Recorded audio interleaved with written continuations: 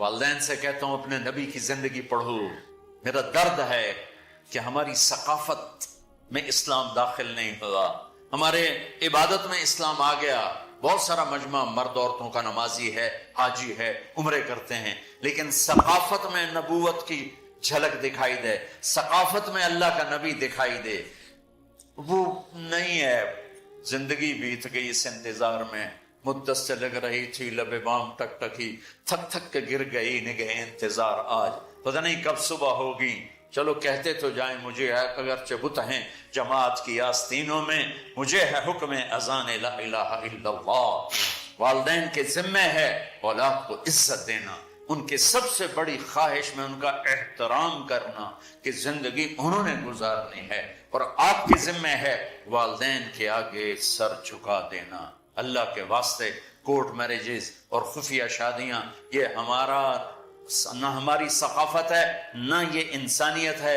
ہمیشہ دکھ دردوں میں زندگی گزرتی ہے کہ اصل زندگی تو موت کے بعد آنے والی ہے. تو والدین پڑھیں شریعت کو، اولاد بھی پڑھے اپنے نبی کی زندگی کو. ایک شخص حضرت عمر کے پاس آیا ایک بیٹے کو لے کر، کہا امیر المومنین یہ میرا بیٹا بڑا نافرمان ہے اور مجھے بہت تنگ کرتا ہے.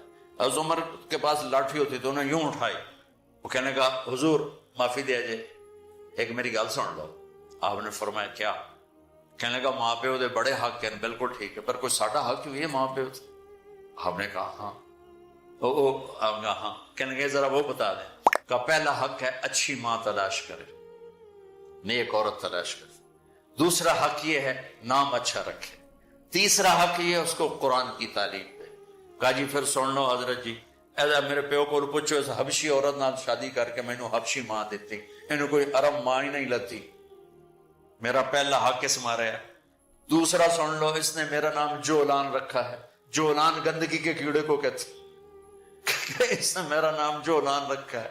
اور تری سن لو، اس آیت نے مینوں قرآن دی شکل نہیں دکھائی. حضرت عمر ہوئی سوٹا ہو دے سر تے پھیر دے کہ پہلے تیری مالش کرا پھر ایدی کر سکتے. تو آج کے والدین بھی اپنی اولاد کے بارے میں بہت بہت بہت غافل ہیں، اور اولاد کا بھی حال یہی ہے. چونکہ ماں کیا ہے، باپ کیا ہے، اولاد کیا ہے، یہ شریعت، یہ قرآن بتاتا ہے، یہ میرے نبی کی زندگی بتاتا ہے.